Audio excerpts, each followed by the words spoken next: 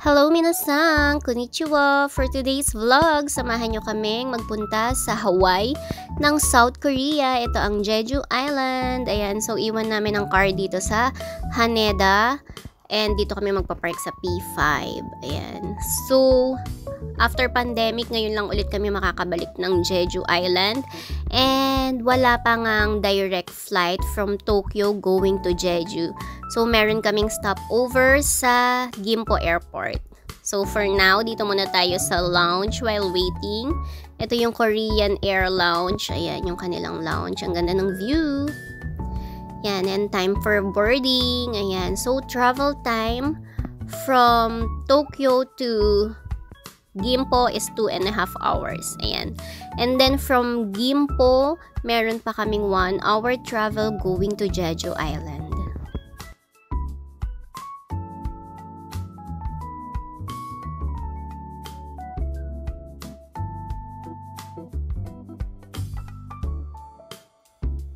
And after naming mag-land sa Gimpo International Airport, sumakay lang kami ng bus sa bus stop number 5 going to domestic airport.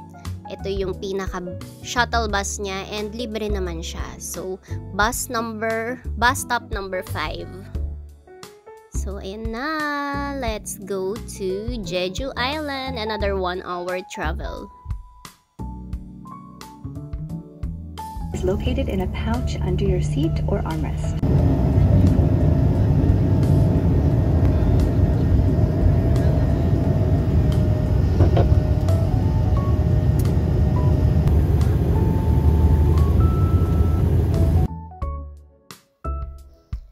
After an hour, hello Jeju Island. Ayan, so medyo matagal na yung last travel namin ng Jeju bago mag-pandemic pa. So let's see kung ano-ano mga pinagbago niya. Samahan nyo kami.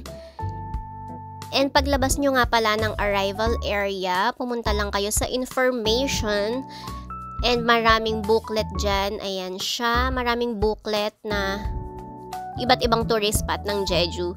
May English, may Japanese, and so, ayan, para mag-guide kayo sa mga gusto nyong puntahan. And now, let's go to bus stop number 6 para sa papunta ng aming hotel sa Maison Glad. This is our room. Maison Glad Hotel. So, very convenient yung place na yan. May casino din siya sa baba. So, dito kami laging nag-i-stay kapag nagpupunta kami ng Jeju. So, pagpasok mo, ayan, may cabinet dyan. And may safe deposit dyan sa gilid. Very spacious naman yung cabinet niya. And, this is the room. Ayan siya. Yan yung aming room. Isang queen bed and single bed siya. So, ayan. And meron ditong sofa na very comfy. Ang sarap mahiga dyan habang nanonood ng movie.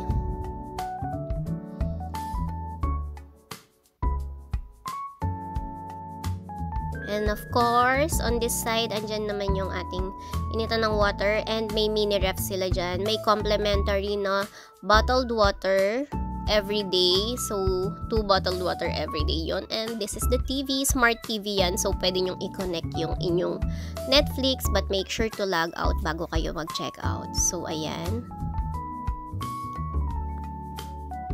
And dito naman tayo sa restroom. So, ayan. Very spacious din yung kanilang restroom and meron na dyang shampoo, conditioner, and body wash.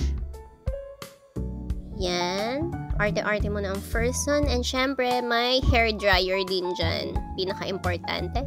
And may lotion, of course. Yan. Ito namang kanilang toothbrush and razor is may charge siya. So, may bayad siya. This is naman yung pinakalabas. Ayan siya. And, nandito yung smoking area niya. Ayun sa dulo, sa gilid. May smoking area dyan. And after that, we decided na magpunta na agad sa isang sikat na lugar dito sa Jeju. Ito yung Dongmun Market. Actually, it's just a public market, pero recently naging sikat siya dahil sa mga yatay or food stalls na nakatayo doon. So, yun yung pupuntahan natin tonight. Ayan, medyo papagabi na yan. So, medyo asahan nyo na medyo busy at maraming tao. Ayan, grabe, nakakataka. Ang daming iba't ibang klase ng kimchi. Ang sarap-sarap. So, ayan siya.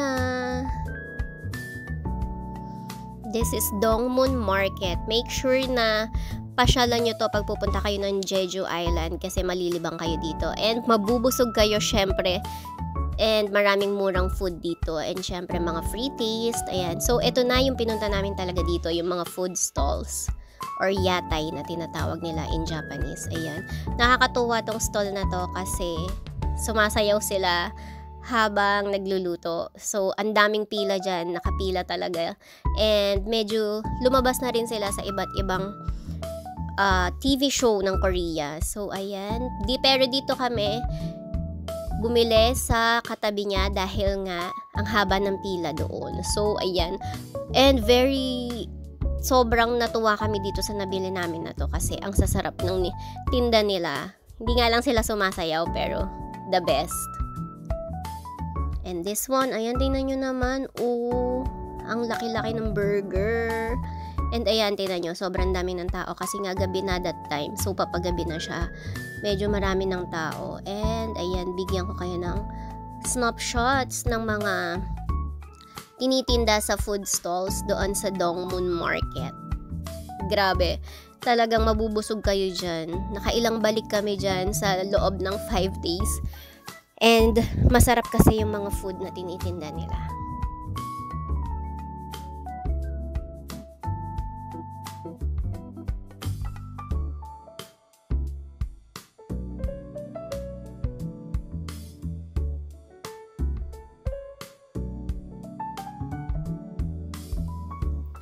And of course, hindi kumpleto ang Dongmun Market kapag hindi ka mapapasyal dito sa bilihan ng mga mandarin or orange ng Jeju. Kasi sobrang tamis talaga, grabe, ang sarap. Sayang nga lang at hindi pwedeng mag-uwi niyan ng fruits sa Japan. So, grabe, ang sarap. And makakabili na rin kayo dito ng mga pasalubong. So, Dongmun Market is a one-stop shop. And ayan, after ng Dongmun, ayan, may nakita lang kaming magandang view dito sa tapat niya. And nadaanan din namin tong Junggang Underground Shopping Mall. Ayan, sikat din tong lugar na to. Ayan, sa underground shopping mall siya. And sobrang magaganda din naman yung mga tinitinda niya. So, if you're a fan of Korean fashion, punta kayo doon. And eto, nadaanan din namin to. Pero bukas namin siya pupuntahan dahil sarado na siya. So, hanggang dito na lang muna for today's video. And tomorrow, grabe, samahan nyo kami ulit. Dahil ibang lugar naman ang ating pupuntahan. Yun lang, and thank you for watching!